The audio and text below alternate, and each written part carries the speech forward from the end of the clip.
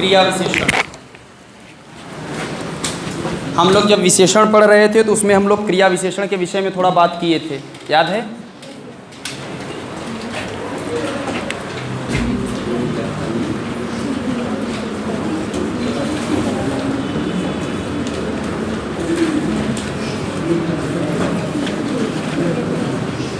क्रिया विशेषण अंग्रेजी में एडवर्ब। थोड़ा ध्यान से देखिएगा। जैसे मैंने कहा राधा मधुर गाती है,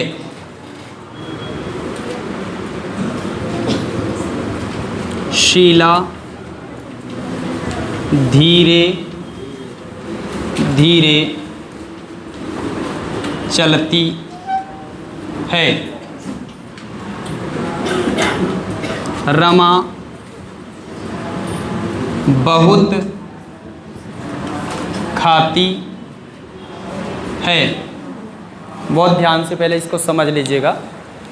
जैसे इसमें क्या है? क्रिया गाती है, यहाँ चलती है, यहाँ खाती है। यहाँ राधा मधुर नहीं है, वो गाती मधुर है। गाना भी मधुर नहीं है, वो गाती मधुर है। शीला धीरे धीरे चलती है, चलना क्रिया, वो चलती कैसे है? धीरे धीरे। खाती है क्रिया, कितना? बहुत खाती है। जैसे मैंने कहा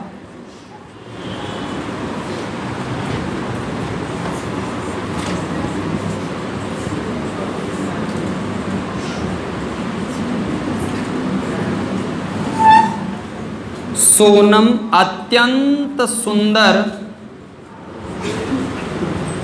लिखती है। लिखना क्या है? क्रिया है। वो लिखती कैसे है? सुंदर। सुंदर क्या हो जाएगा? क्रिया विशेषण। और सुंदर में भी अत्यंत सुंदर, तो अत्यंत क्या हो जाएगा? ये भी होगा क्रिया विशेषण। तो निष्कर्ष जो हमारे सामने आया वो ये है कि जो शब्द क्रिया की विशेषता अथवा क्रिया विशेषण की भी विशेषता बताते हैं उन्हें हम क्या कहते हैं? क्रिया विशेषण कहते हैं। क्लियर है ना? लिख लीजिएगा पहले। जो शब्द इंक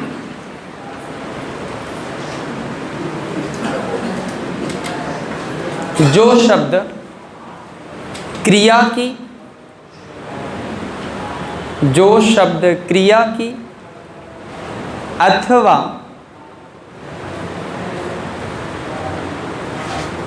क्रिया विशेषण की अथवा क्रिया विशेषण की विशेषता बताते हैं, विशेषता बताते हैं, उन्हें क्रिया विशेषण कहते हैं। उन्हें क्रिया विशेषण कहते हैं।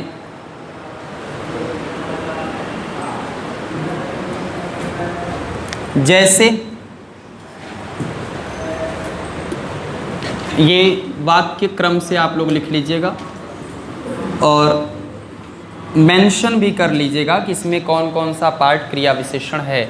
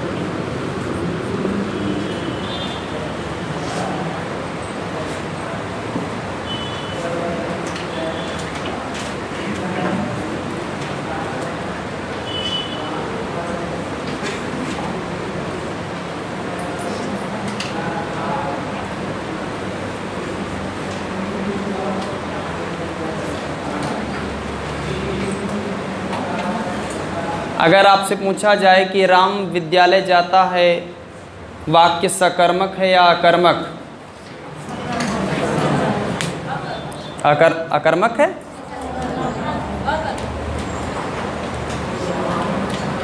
तुम ही अकेले बता रहे, बहुत हिम्मती लड़की हो।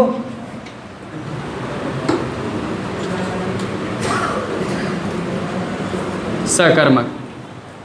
मिटा दें इसको।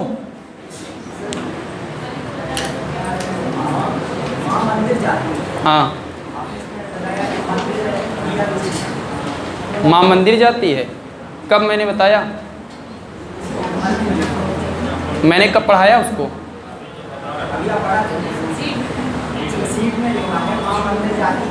हाँ,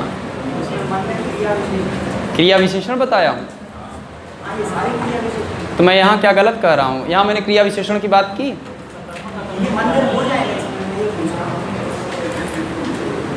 कहीं जाना नहीं है ना। आइए ध्यान से देखते हैं, इसको मिटाएं हम। हेडिंग बनाइएगा क्रिया विशेषण के प्रकार। क्रिया विशेषण के प्रकार कितने प्रकार के होते हैं ये?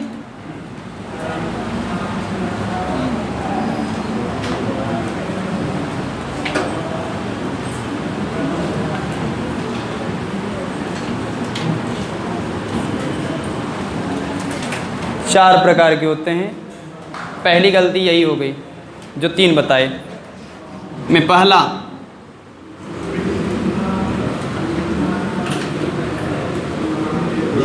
रीतिवाचक क्रिया विशेषण, दूसरा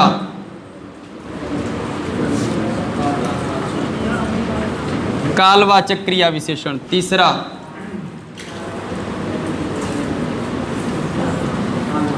स्थानवाचक क्रिया विशेषण, चौथा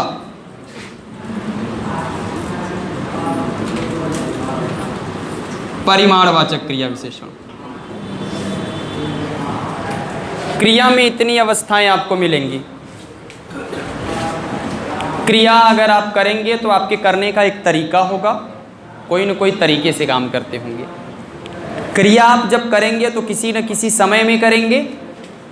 क्रिया जब आप करेंगे तो किसी न किसी स्थान पर करेंगे।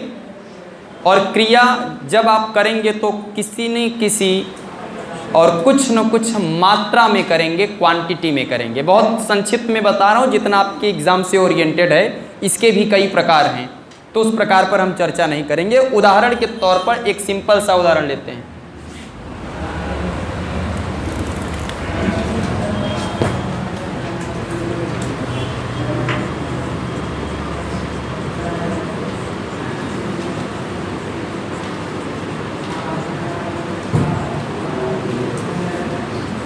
कोयल मधुर गाती है।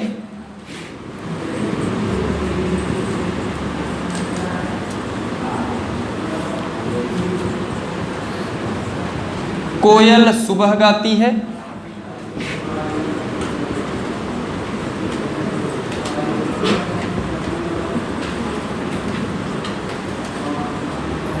कोयल पेड़ पर गाती है।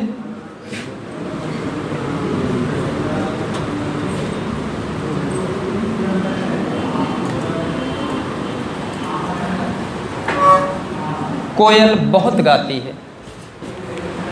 ठीक है ना।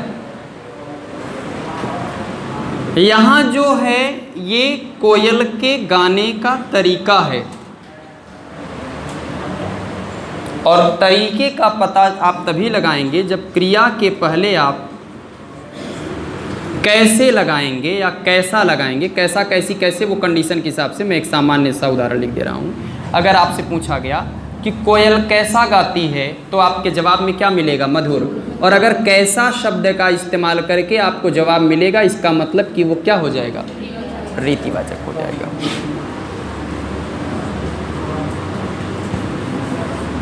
अगर कब लगा करके अगर आपको उत्तर प्राप्त होगा तो वो क्या हो जाएगा? कालवाचक। कोयल कब गाती है? सुबह। यहाँ सुबह हो जाएगा कालवाचक।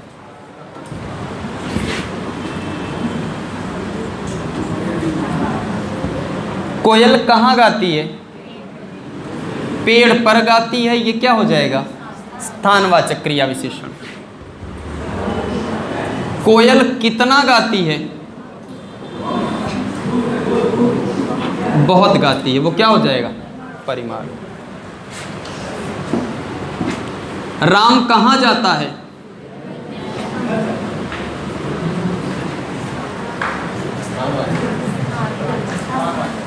कहाँ जाता है? विद्यालय। तो ये क्या हो जाएगा? स्थान वाचक क्रिया विशेषण। इस वाक्य में कर्म है ही नहीं, तो ये कभी सकर्मक हो ही नहीं सकता है। बात समझ आई? नहीं समझ पाया अभी भी? ये जब मैं वाक्य लिखा तो ज़्यादातर लोगों का जवाब यही था, ये सकर्मक है, सिवाय इस लड़की को छोड़ करके। और ज़्यादातर लोग ये लगा भी देते हैं, इसमें कोई संदेह नहीं है। आज आप ये जान गए कि ऐसे वाक्य जो किसी स्थान का बोध करा रहे हों तो वो कभी सकर्मक नहीं होंगे, वो अकर्मक होंगे। परीक्षा में आया हुआ प्रश्न है, शायद हम लोग चर्चा किए थे कि बालक पुस्तकालय में पढ़ता है।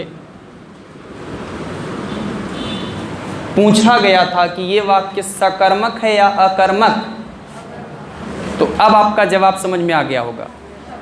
बालक कहाँ पढ़ता है? पुस्तकालय में। तो पुस्तकालय क्या है? एक स्थान है। इसका मतलब कि पुस्तकालय स्थान वाचक क्रिया विशेषण है और इसमें कर्म है ही नहीं, और कर्म नहीं है तो इसका मतलब वो अकर्मक है। मैंने एक चीज़ आपको बताया था कि कर्म को पहचानने के लिए किसका किसका इस्तेमाल किया जाता है? क्या, किसे और किसको।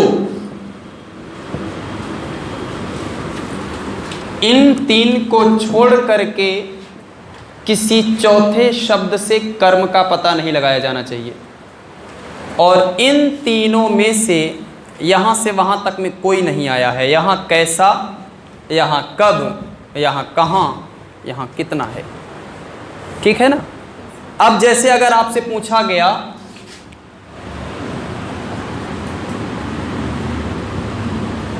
पक्षी आकाश में उड़ते हैं, सकर्मक है या अकर्मक है? अकर्मक है। क्यों? तो तब यहाँ आकाश में है क्या? ये क्रिया विशेषण है। और क्रिया विशेषण में भी कौन सा चारों में से आएगा? ये स्थानवाचक। क्यों? क्योंकि पक्षी कैसा उड़ते हैं आपको उत्तर नहीं मिलेगा। पक्षी कब उड़ते हैं आपको उत्तर नहीं मिलेगा। पक्षी कितना उड़ते हैं आपको उत्तर नहीं मिलेगा। माने इस तीन से उत्तर आपको नहीं मिला। पक्षी कहाँ उड़ते हैं? तो आकाश में उड़ते हैं। तो ये क्या हो गया? स्थानवाचक क्रिया विशेषण। अब देखिएगा, ये सकर्मक नहीं है। क्यों? क्योंकि पक्षी क्या उड़ते हैं? जवाब नहीं। पक्षी किसे उड़ते हैं? कोई जवाब नहीं। पक्षी किसको उड़ते हैं? कोई जवाब नहीं। अगर ये कहा गया पिताजी सुबह सुबह टहलने जाते हैं, इसमें क्रिया विशेषण क्या होगा? मैंने ये नहीं पूछा कि किस प्रकार का क्रिया विशेषण है। हाँ, प्रश्न की शैली अगर ध्यान नहीं रहेगा तो गलत कर देंगे। इसमें क्रिया विशेषण है सुबह सुबह। सुबह सुबह किस प्रकार का क्रिया विशेषण है? कालवाचक। इसमें एक और कॉम्प्लिकेशन होता है, लेकिन उसकी चर्चा हम यहाँ नहीं करेंगे, उसकी आवश्यकता नहीं। कि कभी कभी क्या होता है, वाक्य में रीति काल स्थान सब दे देगा। वह धीरे धीरे सुबह बगीचे में टहलने जाती है। तो धीरे धीरे रीति है, तरीका है, सुबह काल है, बगीचे में स्थान है। क्लियर है ना। अब मां मंदिर जाती है तो मंदिर क्या है? स्थानवाचक क्रिया विशेषण है। मां मंदिर जाती है कभी सकर्मक वाक्य नहीं होगा, क्योंकि वहाँ जो मंदिर है वो कर्म नहीं है, वो ऑब्जेक्ट नहीं है। क्लियर हो गया। अब अगर आपसे पूछा गया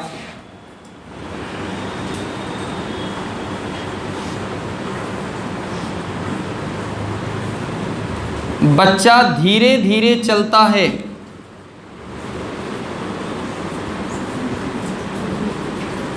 इसमें क्रिया विशेषण क्या है? धीरे धीरे। किस प्रकार का है?